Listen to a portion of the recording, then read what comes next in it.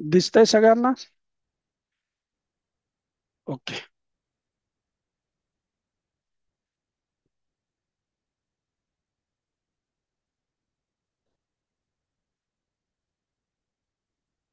आमचा contact number आणि नाव आहे. तर पुढे चालूया आपण, ह्याच्यात जास्त वेळ नाही.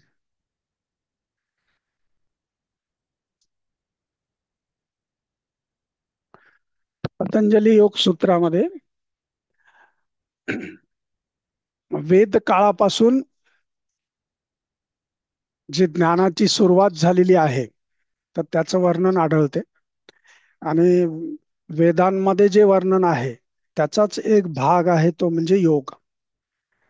आणि सूत्र म्हणजे काय, की जे अतिशय कमी शब्दांमध्ये बरंच काही ज्ञान सांगून जाते, त्याला आपण सूत्र असं म्हणतो. है ना? सूत्रामध्ये जेव्हा आपण घालवतो त्यावेळेस ते सूत्रामध्ये होत. तर इथे सुरुवात कशी आहे?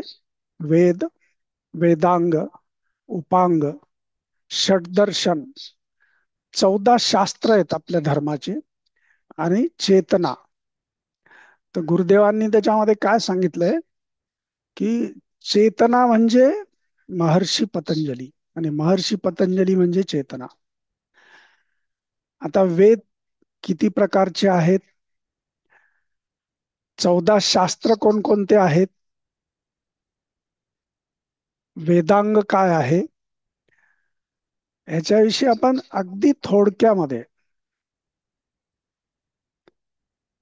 विवेचन करूया, आणि त्यानंतर मग आपण पुढे जाऊया.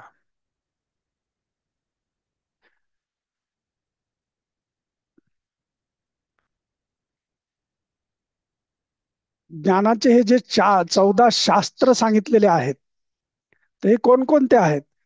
तर 4 वेद आहेत, वेदांग 6 आहेत, त्यानंतर पुराण, न्याय, मीमांस आणि धर्मशास्त्र. हे एकंदरीत मिळून 14 शास्त्र आपल्या हिंदू धर्मामध्ये सांगितलेले आहेत. आणि सगळं पूर्ण मानवी जीवनाचं कल्याण करण्यासाठीचं जे ज्ञान आहे, ते या 14 शास्त्रामध्ये विभागलेलं आहे. आता ही विभागणी का केलेली आहे? कारण ते आपल्याला समजण्यासाठी, जीवनामध्ये त्याचा उपयोग करण्यासाठी सोपं जावं, म्हणून ही विभागणी केलेली आहे. तर याच्यामध्ये पहिला जो भाग आहे वेद, तर वेदाचे 4 भाग आहेत: ऋग्वेद, यजुर्वेद, सामवेद आणि अथर्ववेद. हे 4 वेद आहेत. या 4 वेदांमध्ये ज्ञान जे आहे ते विभागित केलेलं आहे. तर यामधला जो ऋग्वेद आहे, तर ह्याच्यामध्ये देवी देवता, ब्रह्मांड,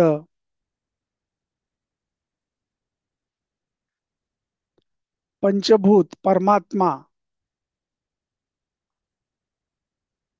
आणि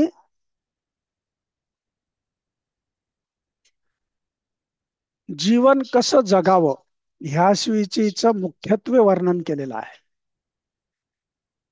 यजुर्वेदामध्ये यज्ञांच्या विधी, मंत्र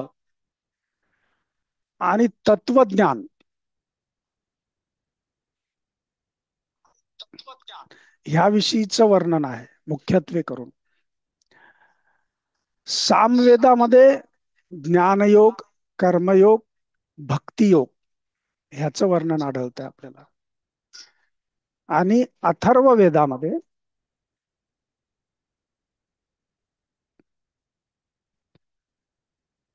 माणसाच्या जीवनातले वेगवेगळे पैलू, त्याच्यावरचे उपचार, अद्भुत शक्ती आणि काही विशेष आयाम आहेत आपल्या जीवनाचे, तर त्याच्याविषयीचं वर्णन आपल्याला अथर्व वेदामध्ये आढळतं.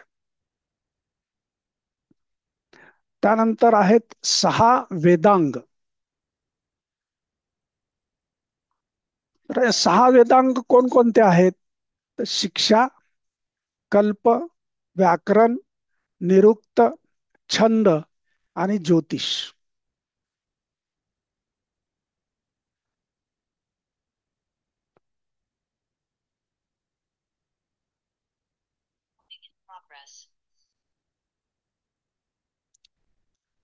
हे 6 वेदांग आहेत. आता याच्यामध्ये शिक्षा जे आहे ते म्हणजे वेद मंत्रांचं उच्चारण विधी कशी करायची ह्याविषयी त्याच्यामध्ये वर्णन आहे.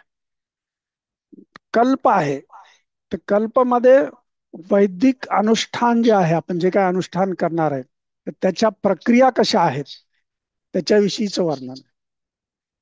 व्याकरणमध्ये संस्कृत भाषा शुद्ध रूपामध्ये कसं उच्चारण करायचं ह्याविषयीचं पूर्ण वर्णन आहे. निरुक्त जे आहे त्यामध्ये शब्दांची व्युत्पत्ती कशा प्रकारे झालेली आहे, म्हणजे विसर्ग ते वगैरे त्याची उत्पत्ती कशी आहे ह्याच्याविषयीचं विवेचन केलेलं आहे. छंद काय आहे, तर जे ज्ञान सांगितलेलं आहे ते विशिष्ट पंक्तीमध्ये अक्षर, त्याची संख्या, त्याचा क्रम, मात्रा, गणना, यती आणि गती ह्याचे नियम सांगितलेले असतात छंदामध्ये. आणि ज्योतिष जे आहे ते नक्षत्र आणि खगोल विज्ञान ह्याच्या मदतीनं अनुष्ठान योग्य पद्धतीनं कसं करायचं ह्याविषयीचं वर्णन त्याच्यामध्ये आढळेल. तर असे हे 6 वेदांग आहेत. आणि त्यानंतर आहे ते पुराण, न्याय, मीमांस आणि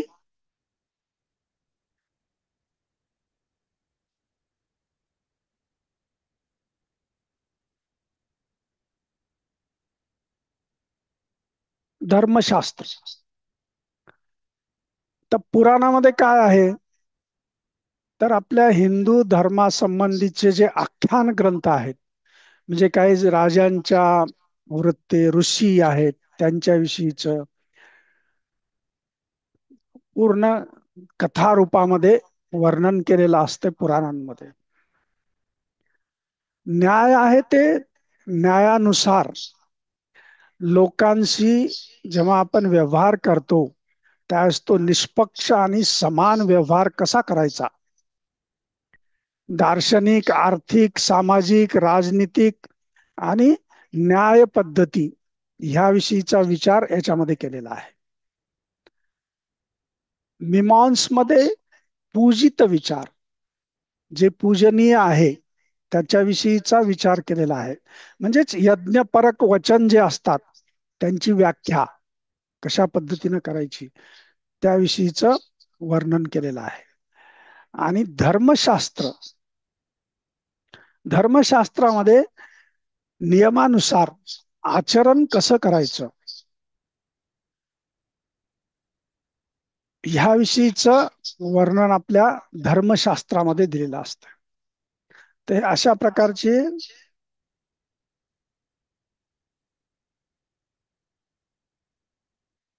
14 शास्त्र जे आहेत ते आपल्या वेदांमध्ये सांगितलेले आहेत. त्यानंतर येत आहे षटदर्शन. आता षटदर्शन हे अत्यंत महत्वाचं आहे. तर त्यासाठी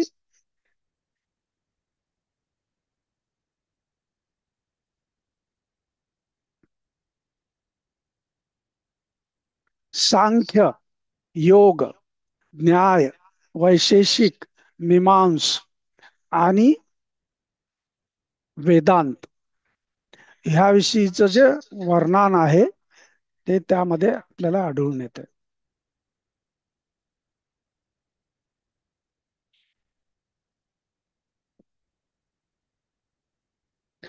याच्याविषयी आपण सांख्य म्हणजे काय,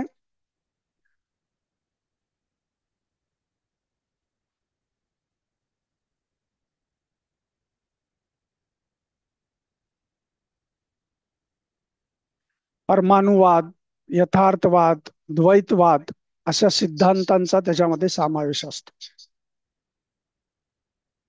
योग त्याच्याविषयी आपण अत्यंत विस्तृतपणे बघणार आहोत. न्याय आपण आत्ताच बघितलं.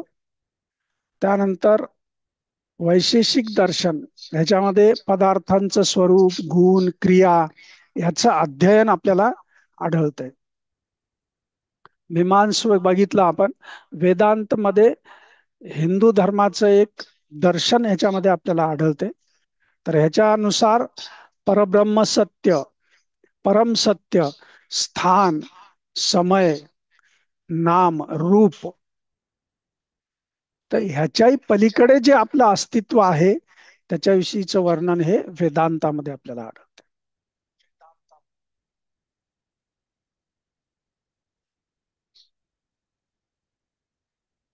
आता या षटदर्शनचे प्रवर्तक आहेत. सांख्यचे प्रवर्तक आहेत महर्षी कपिल. योगचे प्रवर्तक आहेत महर्षी पतंजली. न्यायाचे प्रवर्तक आहेत महर्षी गौतम.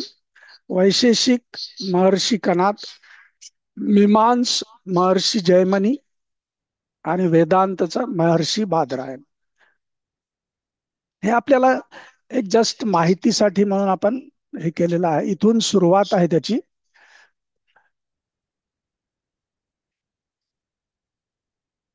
त्यानंतर मग येतो योग.